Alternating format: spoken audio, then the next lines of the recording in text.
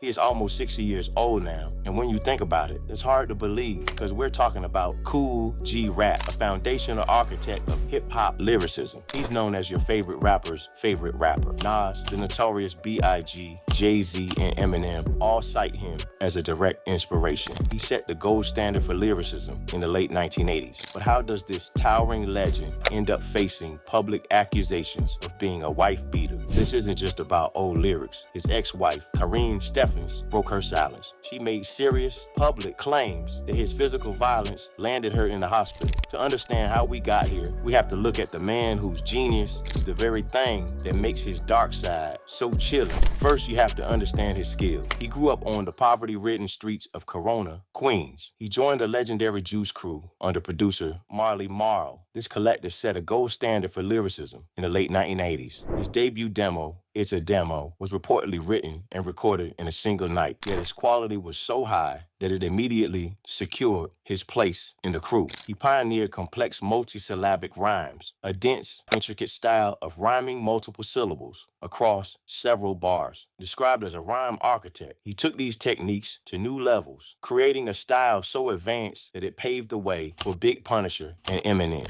His technical prowess was matched by his narrative mastery. He is widely regarded as one of hip-hop's greatest storytellers, standing alongside figures like Slick Rick and the Notorious B.I.G. for his ability to craft cinematic and vivid sagas from the raw material of street life. The result was a body of work so influential that a direct line can be traced from him to many of hip-hop's most acclaimed artists. Nas, the Notorious B.I.G., Jay-Z, Raekwon, Ghostface Killah, and Black Thought have all cited him as a primary influence. Record executive Steve Stout once remarked on the pressure for Nas to become a superstar and not be just Kool G Rap, a statement that perfectly encapsulates G Rap's status as the ultimate lyricist. Revered for his skill, but perhaps too raw for mainstream superstardom. His skill was so respected that it often created a halo effect. This made fans and critics overlook his deeply problematic content. The reverence for his craft, his contribution to the very mechanics of rapping, can lead to a downplaying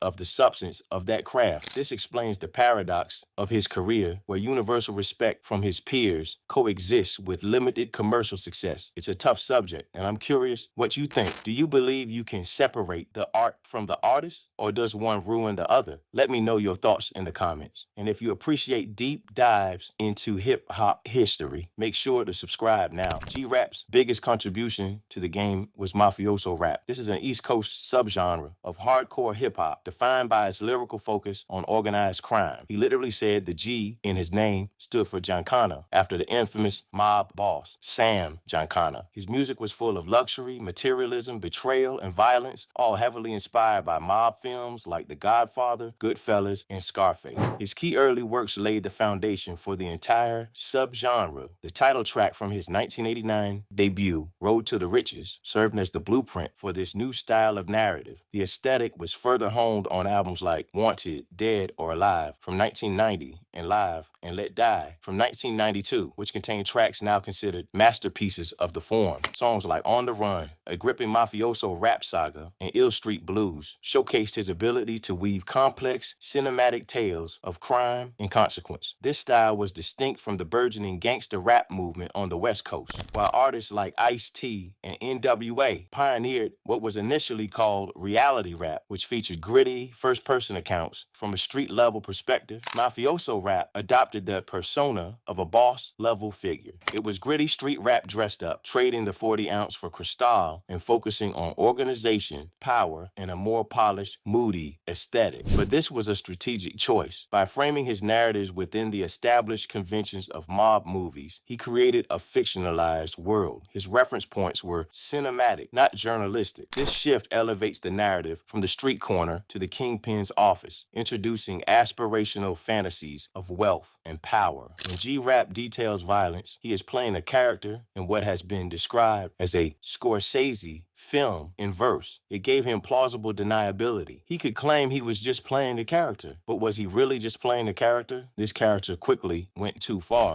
In 1992, his album Live and Let Die was shelved by its distributor, Warner Brothers Records. This was right after the national anger over Ice-T's song Cop Killer. The album's cover art was shocking. It showed G Rap implying the lynching of 2 law enforcement officers. G Rap claimed he was caught in a witch hunt, but the label simply got cold feet due to the album's graphic, lyrical content and its provocative cover art. This wasn't a moral decision, it was a corporate risk assessment. Corporate labels sought to capitalize on the genre's transgressive appeal and perceived authenticity, which drove sales among a young audience. However, when political figures like C. Dolores Tucker and Vice President Dan Quayle began targeting the corporate entities distributing the music, the financial and public relations risks became too high. They desired the profits generated by transgression without being willing to accept the associated liability. This demonstrates that the line for what constitutes unacceptable glorification of violence in commercial music is often drawn not by ethical standards, but by a corporation's tolerance for controversy. This violence wasn't just reserved for his mob stories. A lot of it was directed at women. His 1989 song Truly Yours was a diss track, denounced for using every single anti-gay slur imaginable to attack a rival. The track is a diss directed at a woman who rejected his advances, but in its second verse, it unleashes a litany of insults and negative stereotypes against her new boyfriend. The song was reportedly denounced as offensive even at the time of its release, highlighting its extremity. This reflects a broader trend in late 80s and early 90s hip-hop, where homophobic language was often used as a tool to assert hyper-masculinity and attack the manhood of rivals. But the most disturbing example is the 1996 track, Hey Mr. Mister. The song is a first-person narrative of him finding out his girlfriend is cheating and then beating her with brutal detail. He raps, I punched her in the rib cage and kicked her in the stomach. I stomped her and I kicked her and I punched her in the face. To make it worse, the track includes the sound effects of slapping and stomping. This isn't just a song, it's an auditory simulation of domestic violence. The violence against women in G Rap's lyrics is often systematically integrated into the logic of his mafioso narratives. The core tenets of his cinematic world are loyalty, respect, betrayal, and violent retribution, which is the established code of the streets. In Hey Mr. Mister, the brutal beating is a direct consequence of the woman cheating, an act of betrayal. The song's structure mirrors his crime sagas, where a transgression occurs, and the protagonist enacts a violent punishment to restore his honor.